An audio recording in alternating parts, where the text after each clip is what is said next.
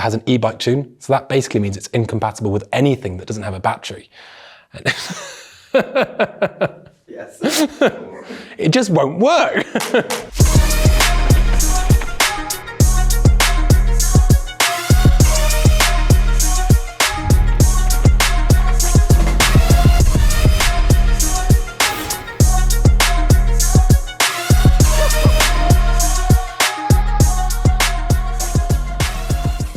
All right, everybody, you've seen all our e-bike reviews from the 2021 summer field test. There's one last thing to do. I'm here with Matt and Henry for the e-bike roundtable, which means we have to sit here and make some hard decisions. I'm gonna find out which bike these guys like the most, and we're gonna call out some stuff that we liked and that we didn't like. So the 4 bikes that we have here with us at Sun Peaks to test: Kimitsu's new Metapower 29, Yeti's new 160E, Specialized Kenevo SL, and Norco's Range VLT. All right, my first question for you guys, I wanna get right into the tech stuff. There's a few different suspension platforms here. I wanna know which one you guys liked the most for use on an e-bike. You know, we've got a bunch of different platforms. All the e-bikes use a different layout, but the one that surprised me the most was Yeti's new 160E. Yeah. The 6 Infinity is really impressive. Yeah. Henry, we've talked about this a bunch. I feel like you're gonna agree with Matt. I wanna know what about it impressed you so much? You know, it does actually fulfill the promise of small bump, mid-stroke, end-stroke. So often it's just banded about, and often bikes can fail to deliver. The Yeti delivers that in buckets. It's really impressive as a system. Nice, all right. The next question, which bike would you choose for all around riding? If you're the kind of rider you're not all about the death chutes and the huge senders, you know, you're not all about just being out there doing the cross-country thing all day, you just want an e-bike just to go riding.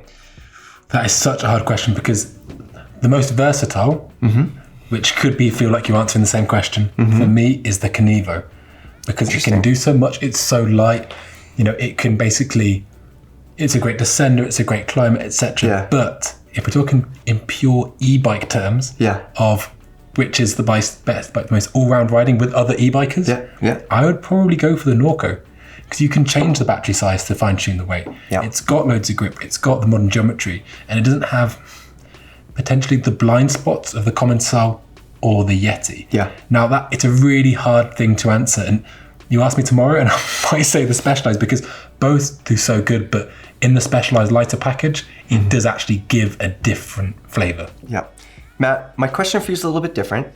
Which one of these bikes would you choose if you were all about capability? If you wanted an e-bike that you're gonna ride as a full-on downhill bike, which one is it gonna be? I think I would pick the Kenevo SL. Really? Over the Norco Range? Yeah, the Range was great with the grip and the suspension platform that it has to offer on that coil shock, but it was just a little bit too unwieldy with its weight. So it's really good in a straight line, lots of grip, lots of traction, but if I had to try and get that in and out of corners quick on a track, it showed in the timed sections.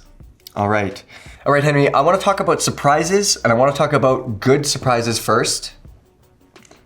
You know, I think we've spoken about before, but the Yeti suspension again was just so good. And it's not that I didn't think it was going to be good. Yeti have been making great bikes for a long time. Switch Infinity is well known for being super versatile, great pedaling, all the things. Absolutely. And it's just the fact that I think it's because when I looked at it, I thought, this doesn't look like a Yeti. Well, they've clearly, you know, lost their minds because it doesn't look like a Yeti. Then you ride it and you just go, this is fantastic. And actually, we've spoken about it a lot, especially in the non-e-bike test, but it had me cherry picking the attributes because this suspension system worked so well, and it had me thinking, but could it not have like maybe the geometry adjustment or the, you know, something just to make it a bit slacker, because it is a great bike.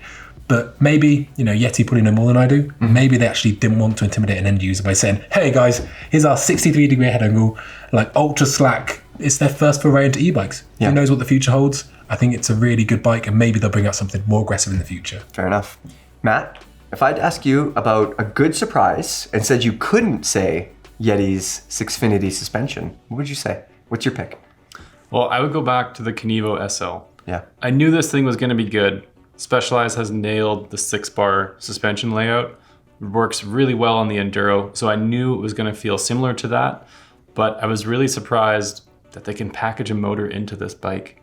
It seems like a regular Enduro, but it's got that little tiny motor. Yeah, it makes a little bit of noise, but I could deal with that just to get up the hill a little bit faster. And once you have that range extender off, it's pretty playful. It's kind of like the weight of a bigger downhill bike, but totally manageable. All right. We have to talk about bad surprises too, and I'm going to call something out here. Go on. The Commensal's long C-tube and the tolerance of that C-tube, I mean, it just totally scratched up the dropper post. It was actually very difficult to get it out. Yeah. And I know the MetaPower 29 is less expensive. I know it's aluminum, but I don't think that means that it's allowed to just eat seat posts. It's still a $7,000 bike. Right. Yeah. You know, I mean, I think you're totally right. I mean, the Commensal would actually be, for me, it would make an argument for one of the most well-rounded bikes on test if the seat tube was shorter. Yeah. Because although you know, bikes have got longer drop saddles, etc., fundamentally the dimensions of the human body haven't really changed in the time that e-bikes have been about. And if you're going to make a seat tube angle 78 degrees, you've quite simply got to make it shorter, and you've got to be able to get the saddle out of the way. Yeah. And if it can't do that, it doesn't matter that, like, I got away with it just about, but there are a lot of riders that quite simply won't. And it is such a big, like, it's a massive Achilles heel for the bike. Yeah. All right. I also want to ask you guys about battery sizes. So we have a full-size e-bike here, that Norco Range VLT 900 watt-hour battery. And then we have the Kenevo SL, that's a lighter weight bike. It would have been nice to have the smaller batteries for that Range VLT, I think, just to see how the bike performs with the smaller battery. And I want to ask you guys, does that interest you at all? Like, would you want to go Range with a small battery, or are you just full in, all battery, all power? Yeah, I think if I was going to go on the Range, I would go all in, at least with the 720, maybe the 900. But you have to think about how long are you going to ride for versus the weight of the battery. Are you going to really drain that battery every ride? Or would you be better off with a lighter weight battery and getting the max use out of it, you know? Right, that makes sense. Henry, what do you think? Yeah, I think something similar. I mean, for the comparative cost of the bikes, the Norco actually does add a degree of versatility by that, because you could, we said it in its review video, but there's nothing to stop you buying two batteries. Yeah. Having a light one. If you have the having a money. big one. Yeah, if you have the money. But compared to the cost of the Yeti or the Specialized, you could afford to do that.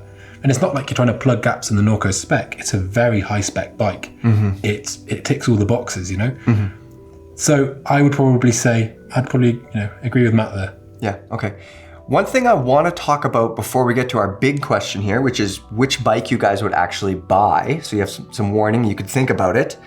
I want to talk about e-bikes in general and sort of how we were all kind of let down by, the refinement or lack of refinement of these e-bikes. The Shimano EP8 motor was kind of rattly. The Specialized motor has a super loud whine to it. Aside from the Kenevo SL, they all have like these little wires everywhere that are just waiting to get pulled out, as well as the plastic displays that clamp onto the handlebar. Now, we didn't break any of them, but I do really like what Specialized does with the integrated display in the top tube. It's a way cleaner look. You're not gonna smoke it with your knee.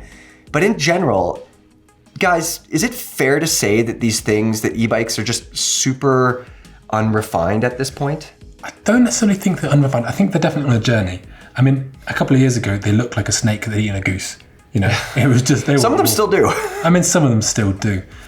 But they've definitely got better. I think that everyone considered, especially when the Kenevo came out, that now they have arrived and they are here. But actually, riding these bikes, like day in, day out, has left me, to be honest, for a bike that cost between 10 and 15 grand, it's left me somewhat underwhelmed. One counterpoint to argue against that, though, is that, at some point you're gonna have to service these things, and picking a reputable brand like Shimano, even though there are a couple flaws, you're gonna get a quicker turnaround time, and there's gonna be more service centers available rather than something that's homegrown. Specialized is a huge company, and they put a lot of money into these e-bikes as well, so they definitely have your back on this. But yeah, you kind of have to pick one of the bigger brands when you go with these e-bikes. Yeah, no risks. Here you go. Yeah. Okay, guys, we're gonna wrap this up, but first, I have to ask you the hardest question. Yeah. Henry, of our test bikes here, our e-bikes, which one would you buy? That's so Your hard. own money. That's so hard, because I want to say the Commencal, but for that Yeah. seat tube. It is so annoying. It just undermines the whole bike. I agree. It would probably be the Norco because north of $10,000 for a bike is, I think that's a bit rich for me.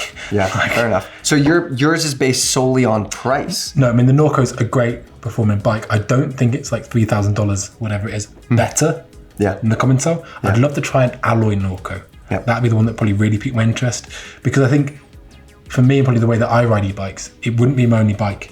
You know, it's not going to be something that is my pride and joy. It's probably going to be the thing that basically in the winter, when it's wet, and I don't want to get too sweaty in my overalls, I'll go out and I'll ride up a rutty track. Yeah. And I wouldn't want to spend 15 grand for the pleasure, quite frankly. Yeah, fair enough. So it'd probably be one of the cheaper Norcos if I could. Yeah. I think the one for me that I'd be most interested in, price aside, would be that Yeti, to be honest with you. The suspension, as you guys have already said, so impressive. Matt, what e-bike would you buy? This is a tough question for me too, because I want to say the Kenevo SL. I really liked the lightweight package with just a little boost of energy, but it kind of is pigeonholed because you have that half power motor that helps you get up there, but unless you're riding alone, you kind of have to choose your battles on what kind of rides you're going to go on and who you're going to do those with.